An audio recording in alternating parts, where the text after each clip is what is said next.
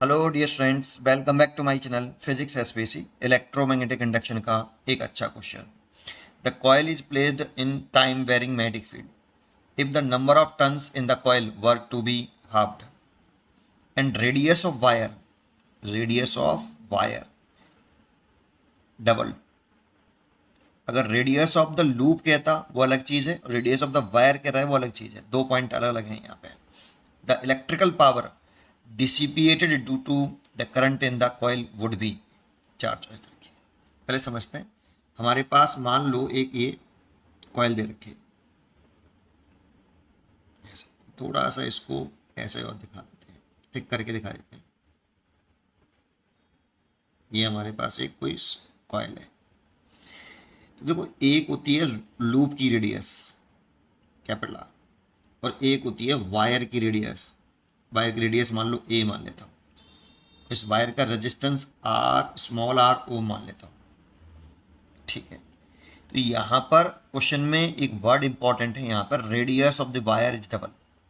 Wire की radius double कर रहे हैं बेटा, ये वाला वायर की रेडियस डबल कर रहे हैं, लूप की रेडियस डबल नहीं करी। एक क्वेश्चन में लूप की रेडियस अगर डबल करोगे तो क्वेश्चन आंसर अलग आएगा, और वायर की रेडियस डबल करोगे तो आंसर कुछ अलग आएगा। तो यहाँ क्वेश्चन में साफ साफ लिखा है radius of wire is double, तो मैंने वायर की रेडियस डबल करेंगे हम, ठीक है। और इसमें नंबर ऑफ टर्न्स मान लो कितने हैं, एन है। तो उसमें जो पावर डिसिपेटेड होगा, पावर इज इक्वल टू होता है नेट ईएमएफ जो इंड्यूस्ड होगा अपॉन रेजिस्टेंस। रेजिस्टेंस का सिंबल मैंने यहाँ पे स्मॉल आर माना है, ठीक है। वैसे P इज इक्वल टू होता है वी आई, और I बराबर लिख दें V अपॉन आर। तो R is the resistance, capital R is the resistance, तो स्मॉल आर लिख देता हूँ, तो V square upon small R. तो इसीलिए जो इंड्यूस्ड ईएमएफ डेवलप हुआ पावर में, कॉइल में, वो E लिख लिया V की जगह पर, E स्क्वायर अपॉन आर। अब इंड्यूस्ड ईएमएफ निकालना है तो फ्लक्स निकाल लो, टोटल फ्लक्स निकाल लो। टोटल फ्लक्स तो एक टन से n इंटू 5, ये 1 टन से फ्लक्स हो गया, ये n टन से टोटल फ्लक्स हो गया इतना। तो n एक टन से फ्लक्स लिखें तो लिख सकते हैं बी ए कॉस 0 डिग्री, क्योंकि यहाँ पर मैग्नेटिक फील्ड के बारे में बस कह दिया है कि टाइम वेरिंग मैग्नेटिक फील्ड है, प्लेस्ड है, तो मैंने मैग्नेटिक फील्ड ऐसे मान लिया है, ठीक है। नहीं तो बी की डायरेक्शन और एरिया की डायरेक्शन मैंने सेम मान ली है, कॉस 0, कोई जानकारी ही नहीं दे रखी। तो n इंटू बी ए, ये इतना टोटल फ्लक्स है।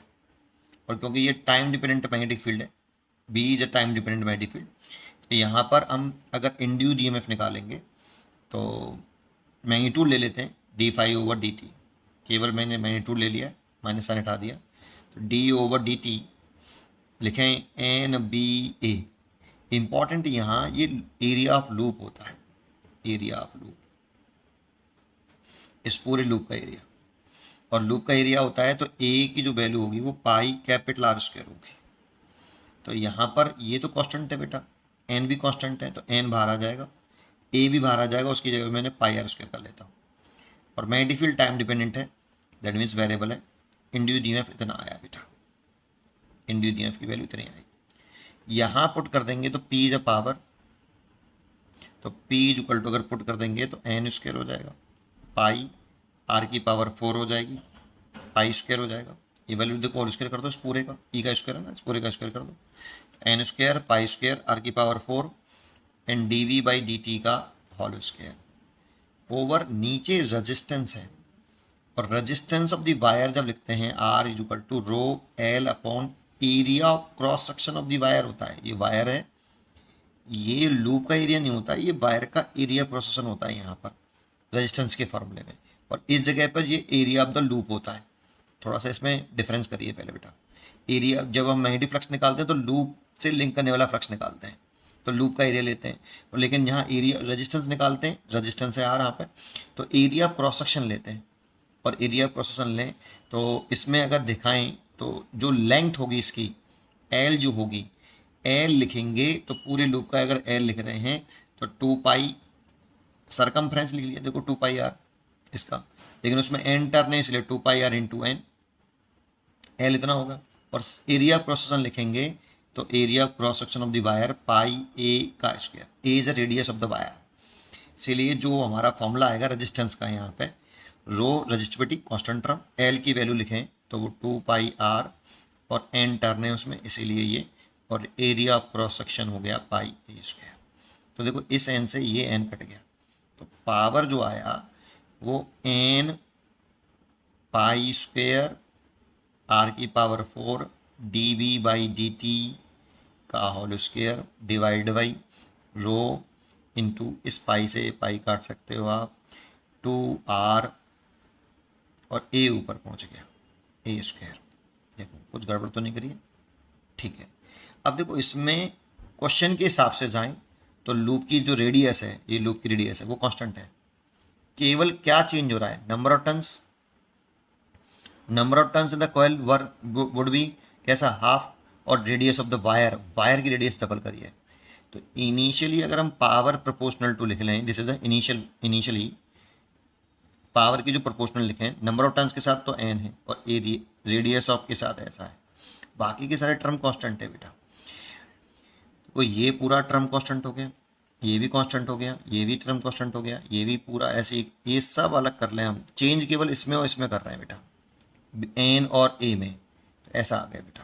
तो इनिशियल ये हो गया, फाइनल लिखें तो नया पावर लिखें proportional to, number of turns जो हैं उसने कितने कर दिए हैं, कॉइल के आधे कर दिए, मतलब इनिशियल एन थे तो अब यहाँ पे n बाई 2 हो गया into radius of the wire जो है डबल कर दिया है, ए को डबल कर दिया है तो 2a का होल स्क्वायर, तो proportional to n by 2 into, इसे लिख सकते हैं 4a स्क्वायर, इसे कैंसिल कर दें तो proportional to p dash proportional to 2na square.